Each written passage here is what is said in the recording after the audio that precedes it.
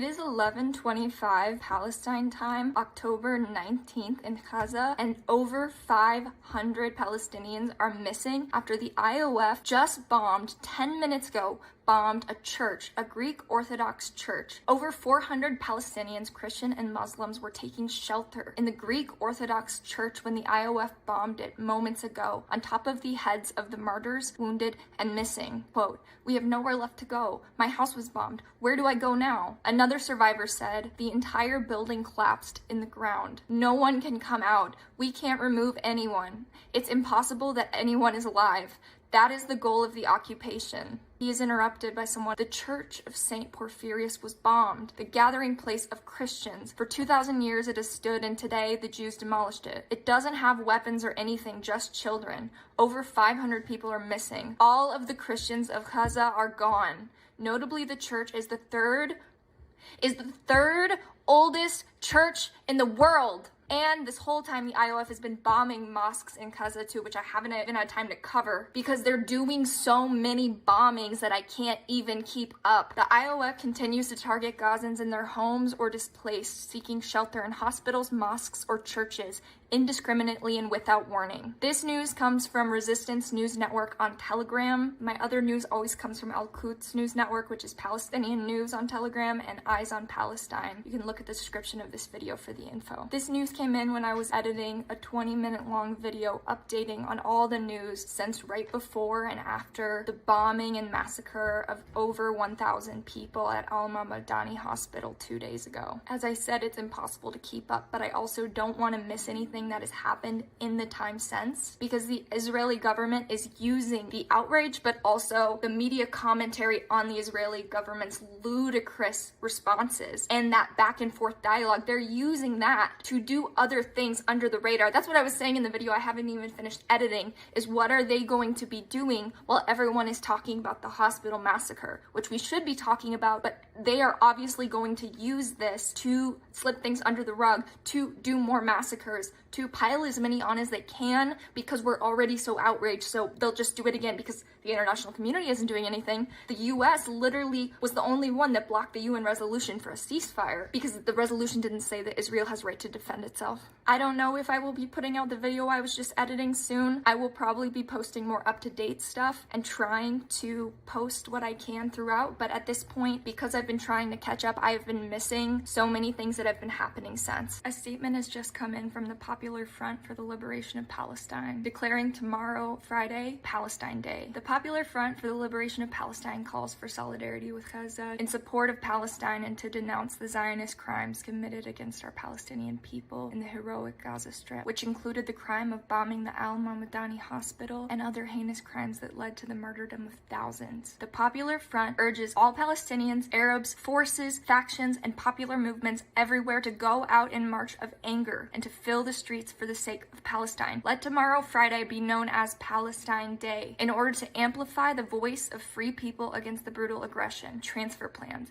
and the brutal genocide under American and Western sponsorship to liquidate the Palestinian cause. The Front believes that the horrific massacres will continue as long as the aggression continues. The Zionist entity continues its crimes unchecked. The killer roams free, above the law, accountability, escaping punishment without trial. Let us raise our voice to confirm that history will not bury the cause, which will remain alive, and will not fall under the statute of limitations as long as the resistance continues. Let us shout together loudly, "They shall not pass, and long live a free Arab Palestine." From Al-Quds News Network. 2 months ago, the Baba family in Gaza had quadruplets after waiting 15 years without children. However, the Israeli occupation has decided that the family's joy would not be complete, bombing their home upon their heads. The 4 quadruplets, Khaled, Abdul Khalik, Mahmoud, and Maha, were killed, along with their mother, Wafa al-Swerki. And now a transcription of the most prominent points of the speech of the head of Hamas political bureau, Ismail Haniyeh. Palestinian people will hold into their homeland. They will not accept the displacement displacement nor an alternative home. We call on everyone to protest tomorrow and call for the ending of the aggression in Gaza. The Palestinian resistance has higher moral standards than this abhorrent Nazi occupier who deliberately kills innocents. The solution lies in ending occupation and allowing our people to have an independent state with full sovereignty and with Jerusalem as its capital. We warned everyone that the bloodshed of our people in Gaza will alter all equations locally and regionally. We assure everyone that the solution lies in the departure of the occupation and in our Palestinian people enjoying their freedom in their homeland and in their independent, fully sovereign state with Jerusalem as its capital. We call on everyone to lift the lid on this brutal aggression and even bring these killers, the leaders of the occupier, to international courts to be held accountable for these crimes they committed against this Black history in which they committed the most horrific massacres throughout the decades of this conflict against our people at home and abroad. We call on everyone to expedite the delivery of aid to our people in the Gaza Strip. Today, Gaza is in a humanitarian catastrophe due to Nazi Zionist brutality. We asked everyone not to listen to the Israeli narrative mixed with lies, deception, and misinformation that passes through the American administration and some media outlets. We affirmed that the Hamas movement, the Palestinian resistance, and this Palestinian people have humanity, morals, and values that are 1,000 times greater than this hateful Nazi occupier who practices deliberate killing in this way. And even to everyone who spoke to us about civilians, foreigners,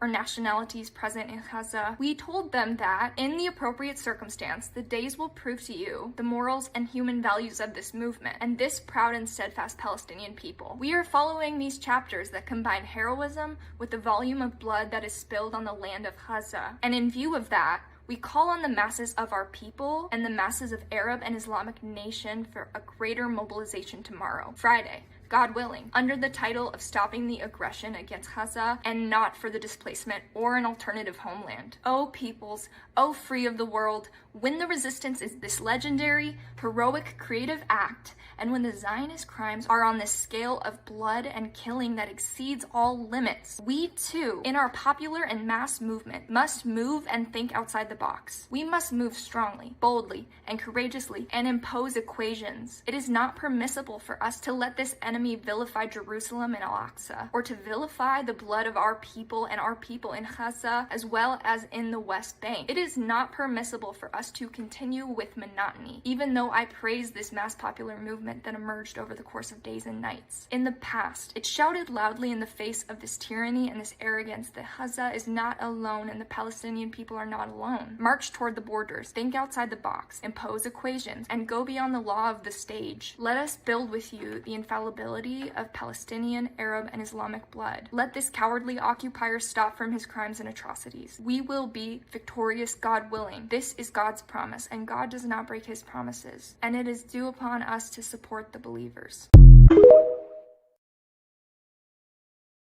This is news from Gaza. It is 2:30 a.m. Palestine time, October 23rd. An hour and 15 minutes ago, my account was suspended, and simultaneously when I got that notification, I also got the notification from Resistance News Network on Telegram that Gaza City has been subjected to continuous and successive IOF airstrikes for several hours, the heaviest since October 7th. That was the first day of the Al-Aqsa flood. There's videos here. The second video shows an IOF airstrike moments ago in the vicinity of Al-Quds Hospital, which faced repeated bombing threats by the IOF. I haven't had a chance to cover this yet today, but Al-Quds also got more bombing threats by the IOF today. They had a 24-hour earlier today, or yesterday they had a 24-hour warning. We'll go over that later in this video or in another video. They got a warning again and again. The staff and the Red Crescent said we are not going to evacuate. We have nowhere to evacuate to. And the Red Crescent and the staff, the doctors, nurses, they weren't going to leave their patients. They chose to stay. Statement from the Palestinian Ministry of Health says all hospitals in the Gaza Strip have received warnings from the occupation. Al-Quds News Network on their Telegram channel, they reported 50 minutes ago that the manager of Al-Odeh Hospital stated that amputation surgeries are done without anesthesia due to severe deficit in anesthetic agents in Gaza's hospitals. I'm seeing photos now. This was 45 minutes ago. Also from Al-Quds, non-stop brutal airstrikes on a wide spectrum of areas in Gaza by Israeli warplanes. I mean, the photos, you couldn't even tell that it's night because everything is lit up so bright with fire. With Al-Quds is reporting 35 minutes ago non-stop Israeli airstrikes on several locations in Gaza now. This footage shows Israeli strikes in the vicinity of Al-Quds Hospital, and video here from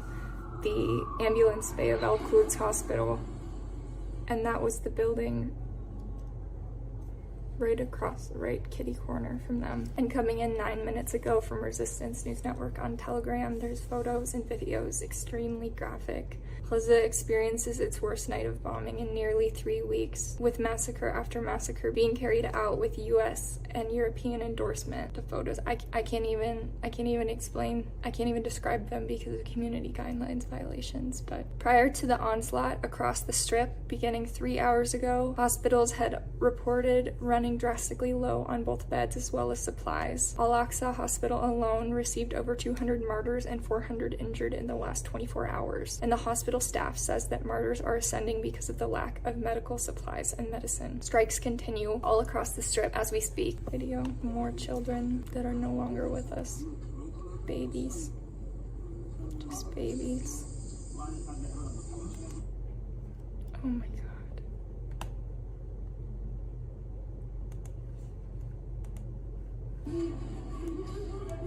There's a father holding his child that is no longer with us.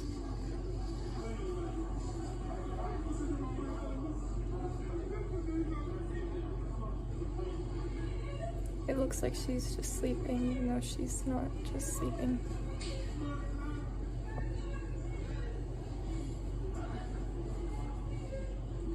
There's so many people. And the kids that are still with us, I mean, there's no medicine, supplies, anesthesia, no beds.